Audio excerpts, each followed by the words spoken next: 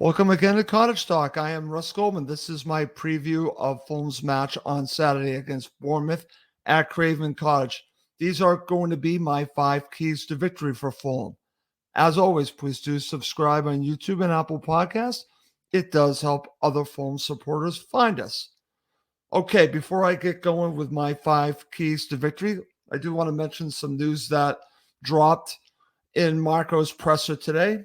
Apparently, Adama Traore and Harry Wilson could potentially be available for selection, which is very interesting. I was not expecting to hear the news on Harry Wilson and certainly not on Adama Traore.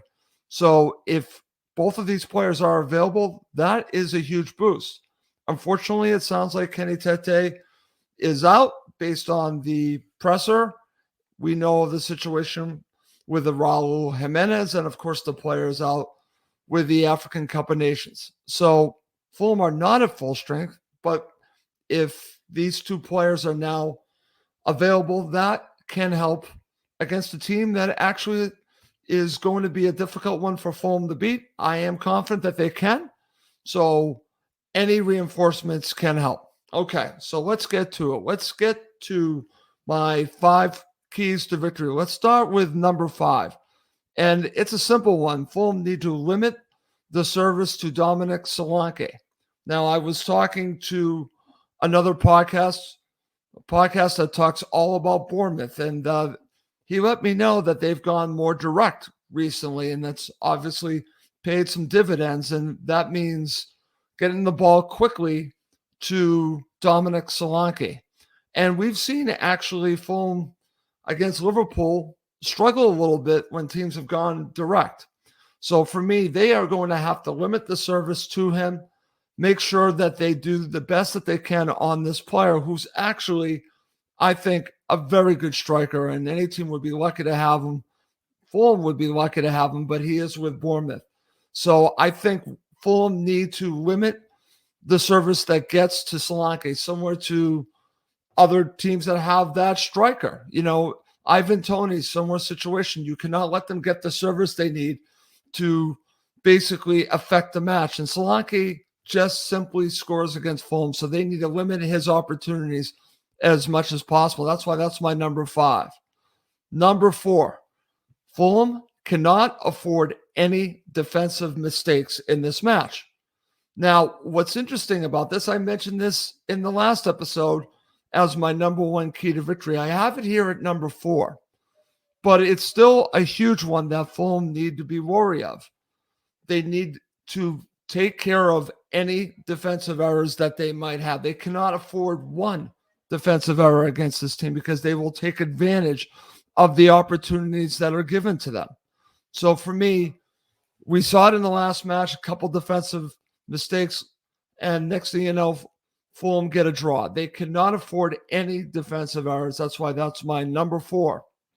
Number 3, Paulinho needs to have one of his best matches. Now, I really haven't talked a lot about Paulinho, and I don't think we should just look at him and just basically say it's a given he's going to give a 9 out of 10 performance, because I don't think it's a given.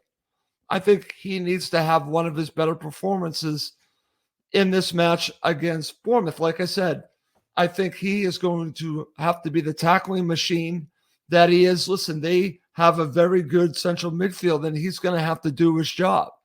If he's at it, and I've said this many times, if he is at his best, Fulham have a very good chance to win. So it really comes down to him. When he's not at it, Fulham are likely not to win that match. So a lot of this match, I think, will come down to the play of João Paulinho and how much he can affect it, obviously defensively, but he does set Fulham going forward as well with everything that they need to do. But he needs to have a huge impact on this match. That's why that's my number 3. Number 2, Fulham need to take advantage of Adam Smith.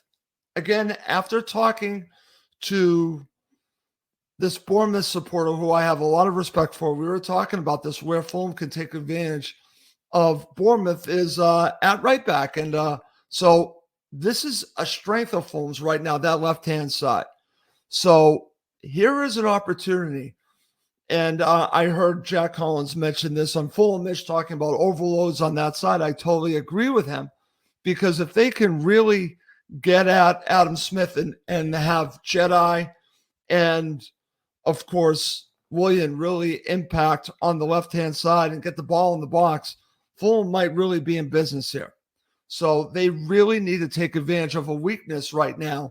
There aren't that many, but here is a weakness, as I've been told, on Bournemouth, and that's getting at Adam Smith. That's why that is my number 2 key to victory.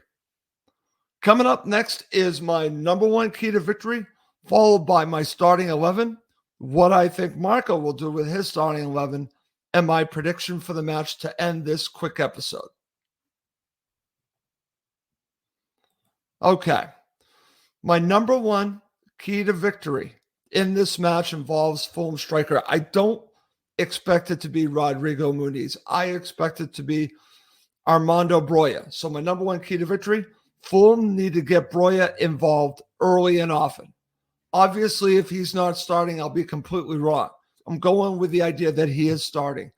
And I've seen some promise from Broja, not just with Fulham, because, again, we haven't seen enough. I would say, and again, you really couldn't tell much in that first match, but in his time at Chelsea and also at Southampton, he is a player that has a lot of potential. They need to get him involved early and often. Think of it like Mitro.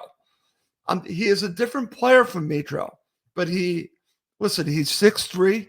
He does have some pace and he does have some ability, but they need to get him involved as much as possible early in this match. They really do. And then they need to continue to get him involved.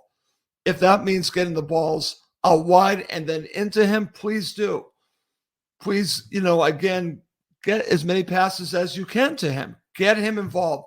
Let's see how much he can impact the game. Dominic Solanke I know is going to impact the game from a Bournemouth perspective as a striker. Fulham need Broja to do the same.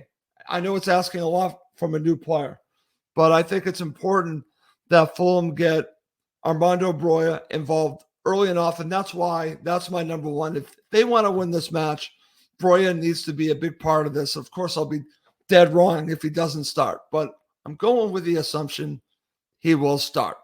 Okay. So to end the show, I'm going to go through my starting 11, what I think Marco's going to do, and then my prediction for the match. So my starting 11 will be this: Leno, Castagna, Robinson. I am going to go with Tim Ream and Tosin. In the middle, Paulinho. I'm going to go with Kearney and Andreas Pereira. On the left, Willian. On the right, I'm going to take a shot in the dark and say Harry Wilson. And up front, Armando Broja. That's my starting 11. Here's what I think Marco's going to do. I think he's going to do the same that I just laid out there. I think the one change is going to be Bobby Decordova-Reid on the right instead of Harry Wilson. Harry Wilson's coming back from an injury, so I think that's what he's going to do. I would take the gamble and go with Harry Wilson on the right to start him. But I think that he will play it safe and go Bobby Decordova-Reid. In either situation, is this a starting 11 that is good enough to win the match? I certainly think so. I do. And that's going to lead to my prediction for the match. So this is what I'm going with. I said this on the Bournemouth podcast that I was on. I'm going for a 2-1 victory. I think this is a massive match for Fulham Football Club. And I think that they have enough to beat Bournemouth. Now, they really have struggled over the years against Bournemouth. So maybe my prediction is not the best in the world, but I am predicting 2-1. This is my prediction. I'm going to say they're going to get a brace from Armando Broja, and that's kind of bold making that prediction, but that's how I feel. I think that Fulham can beat Bournemouth, and I think Marco will learn from that first match. The one great thing about Marco Silva is we know his style of play, but I have seen him really dissect what has gone wrong from the first time a team has played to the second time. And I think he'll have Fulham really prepared to play against Bournemouth, and we'll have a good game plan to beat them. So that's why I am really confident. It really comes down to the manager, because I know that the team will be ready to go. So that's one of the reasons why I am predicting a victory.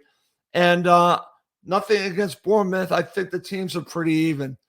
But I'll give a little advantage here to the manager. And I know their manager is really starting to prove himself. But I like Marco in this spot. So that's why I'm going with a Fulham victory. Okay. Well, that's going to do it for this episode of Cottage Talk. As always, please do subscribe on YouTube and Apple Podcasts. It does help other Fulham supporters find us. Well, that's going to do it for this episode. My name is Russ Goldman. Thank you as always for watching and listening to Cottage Talk, part of the talkSPORT Fan Network.